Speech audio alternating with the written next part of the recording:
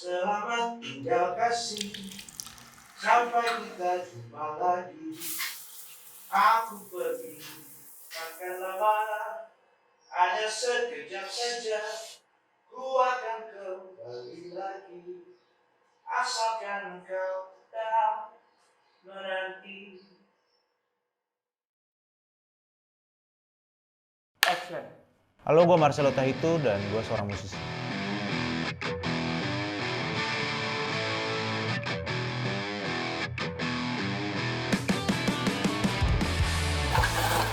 Tumbuh di keluarga yang musisi, nyokap penyanyi, bokap pencipta lagu, merupakan pengalaman yang fun. Karena gue dari kecil udah dengerin musik dan gue dari bener-bener muda gue nggak pernah punya cita-cita lain. Ada dua sih sebenarnya, gue pengen jadi musisi, kalau nggak gue jadi pemain bola gitu. Cuman kayaknya gue lebih cocok main musik kayaknya. Pelajaran musik yang gue dapet dari dulu itu cuma piano. Main gitar gue dari kelas 5 SD, itu pertama kali yang ngajarin bokap. Lagu band pertama yang gue kulik waktu itu About a Girl, Nirvana. Awalnya kenapa bisa jadi Pergi Untuk Kembali, waktu itu label gue lagi membuat kompilasi. Awalnya niatnya lagi membuat kompilasi lagu-lagu lama, klasik, itu dinyanyikan ulang oleh penyanyi-penyanyi yang ada di label itu. Dan gue salah satunya waktu itu. Akhirnya gue langsung dijadiin album gitu. Padahal musik gue itu salah satu artis yang ada di album kompilasi itulah. Kesulitan yang gue dapat karena membawa lagu itu, udah pasti pertama kalau dalam segi psikisnya ya, itu kan lagu recycle. Dan lagu itu sempat hits banget waktu itu. Gue percaya bukan jaminan saat siapalah nyokap bokap lo gitu, itu suksesnya nurun kalau lo cuman tinggal begitu doang, enggak. Tanpa kerja keras dan tanpa pengorbanan gue rasa tetap lo nggak bakal bisa sukses. Proses di album pertama itu gue melewati banyak fase. Waktu gue bikin demo gue masih di pita. Tapi waktu untuk album yang pertama pas keterima di label, gue udah kenal yang namanya Pro Tools. Jadi setiap gue bikin pasti gue di Pro Tools. Dan di album pertama itu kira-kira ada mungkin 5 apa 6 lagu gitu yang gue bikin sendiri. Dan waktu proses rekamannya yang Pergi Untuk Kembali, itu pure gue sendiri semua tuh yang ngerjain. Dari musik, kecuali gitar, gue pakai ada namanya Henry Budi Dharma. Di album pertama itu gue bisa berkolaborasi, ketemu sama mereka yang buat gue adalah hero-hero gue juga. Itu pengalaman yang tidak pernah terlupakan lah.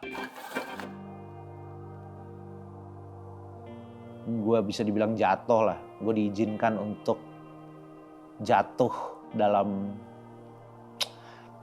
lingkaran itu gitu. Sampai akhirnya gue harus berurusan dengan hukum. Gue akhirnya masuk rehab di tahun 2017. Gue menjalani itu selama 9 bulan. Dan buat gue saat itu, gue ngerasa mungkin kalau dalam kapasitas 100% hati gue, 90%-nya gue lebih ke bersyukur sih. 10%-nya barulah kayak marah, malu, kecewa. Tapi untungnya gue 90%-nya mayoritas kapasitas hati gue itu gue bersyukur. Dan akhirnya gue buka diri gue untuk program banget saat itu di RSKO. Gue ngejalaninnya fun banget gitu. Gue ngelihat mereka, kita mau jadi orang yang lebih baik dibanding kita dulu gitu. Dan di situ membuat gue menghargai keluarga, menghargai waktu. Lu balik sedetik aja lu gak bakalan bisa gitu. Jadi lu benar-benar harus appreciate setiap momen dan setiap waktu yang lu punya.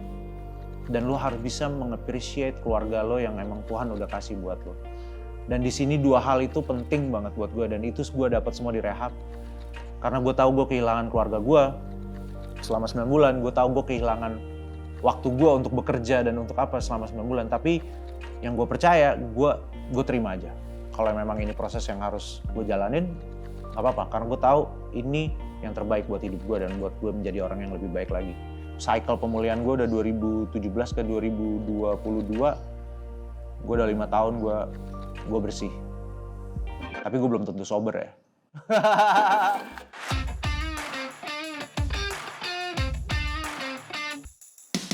perasaan yang berbeda dari main band sama solo mungkin bukan permasalahan apa yang lo keluarin.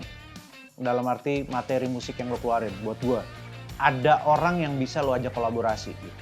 Dan pergantian dari Elo ke Marcelo Tahitu buat gue saat lo ada di proses kreatif itu semua bersama band lo duduk berempat gitu ini. Part gue jadi lebih dikit enaknya. Dan di situ buat gue lebih bisa menerima apa yang temen gue mau coba sampaikan melalui instrumen mereka gitu. Dan buat gue butuh kesabaran dan butuh kerendahan hati untuk bisa menerima itu. Dan gue senang sih proses bersama band itu, gue senang. Kalau solo lu mikirin semua sendiri, kayak lu maunya ini, lu maunya ini. Karena gue juga nggak pernah ada produser yang bagaimana gitu kan. Keputusan untuk mengambil musik yang lumayan berbeda dari 3 album sebelumnya adalah keputusan yang saat itu nggak berat. Karena bisa dibilang gue dikutuk sama idealisme gue. Disitulah gue ngerasa bahwa gue bebas bermusik. Gue lebih bisa mengeksplor diri gue saat gue main rock. Memang berkurang, fans juga akhirnya jadi bingung. Tapi gue embrace itu semua, gue serap dan gue suka. Akhirnya gue jalanin sesuai dengan apa yang gue pengen jalanin. Akhirnya gue bukan kayak cuman sekedar main aja gitu, main musik rock gitu, main aja. Enggak, ternyata gue pengen lebih dalam lagi, which is yang terjadi adalah kita sempat bikin tour DIY gitu, 13 kota. Wah itu seru, bener-bener ya pinter-pinteran ya gitu kayak, kita jalan yuk, duitnya gimana nih? Udah kita nanti ambil dari duit tiket aja gitu, kita ambil dari merchandise, itu bawa merchandise, bawa duit tiket, udah, yang penting semuanya ketutup gitu. Tapi puji Tuhan ya, gue percaya rezeki itu dari Tuhan. No matter lo usaha kayak gimana, kalau Tuhan bilang enggak. Jadi ada plus minusnya lah antara dari pop ke rock. Walaupun gue lebih bisa cover dan bisa mengekspresikan diri gue di rock. Apakah gue masih bawain lagu lama gue?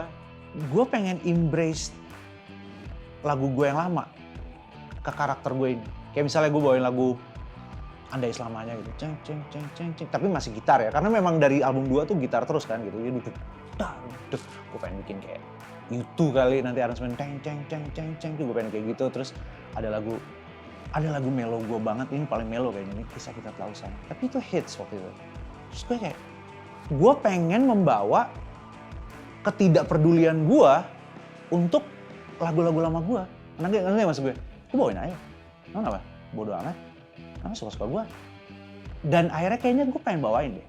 Dan gue pengen lagu baru gue ada, lagu lama gue ada. Dan akhirnya menjadi sebuah acara yang istilahnya show yang ya itu tetap Marcelo Tahitu gitu. Untungnya besar di label, setidaknya lu belajar banyak. Tapi dengan menjadi tidak berlabel saat ini, itu tantangannya luar biasa. Karena lo harus ngelakuin itu kira-kira sendirian. Gue bener-bener respect, angkat topi buat temen-temen indie yang gak pernah merasakan ada di label, tapi mereka bisa membentuk tim sedemikian rupa sampai akhirnya mereka berhasil ke permukaan dan resultnya gak kalah dengan artis-artis yang berlabel gitu. Semenjak album kedua gue punya studio sendiri yang memang gue dari dulu niatnya dari album 1, pokoknya dari belum keluar album malah gue punya duit, gue pengen bikin studio. Karena buat gue ini cangkulnya gue nih. Kalau gue dapet ide, gue bisa ngerekam proper. Saat itu juga, di situ juga. Proses awal pembuatan lagu gue biasanya diawali dengan gue main gitar, terus gue mencoba untuk menghaming-hamingkan nada, terus menulis lirik. Itu biasanya mayoritas tuh kayak gitu. Tapi gue selalu percaya, pengalaman gue, kalau gue bikin lagu udah main gitar, keluar riffnya, keluar nadanya, keluar liriknya, berbarengan biasanya laku. Dari sini banget, dari perut, dari your guts gitu, keluar emang gue pengen ngomongin ini gitu.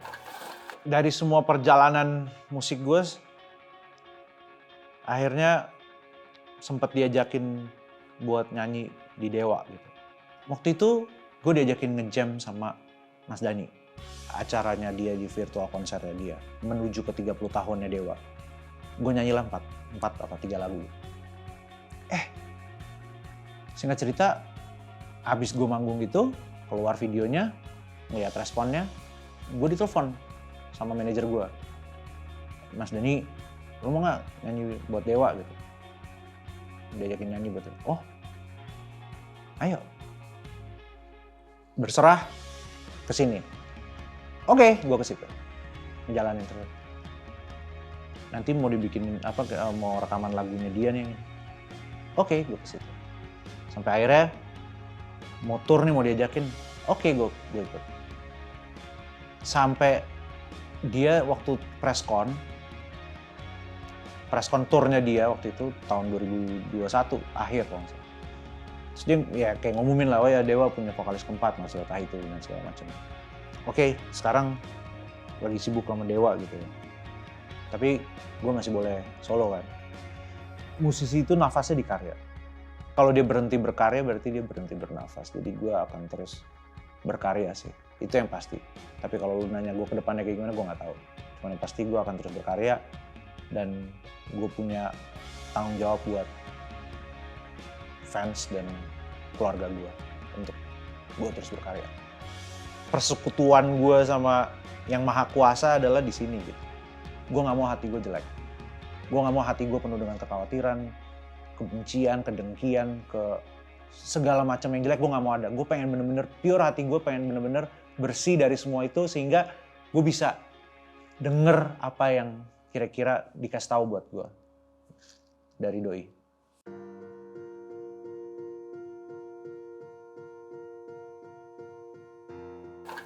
Di umur yang 39 ini, di tahun 2022 ini akhirnya gue menikah. Karena gue mestinya target nikah gue tuh tahun umur 30 niatnya. Cuman ternyata baru ketemu yang emang bener-bener yang emang gue kepingin banget gitu. Setelah 9 tahun udah istilahnya ngaret gitu.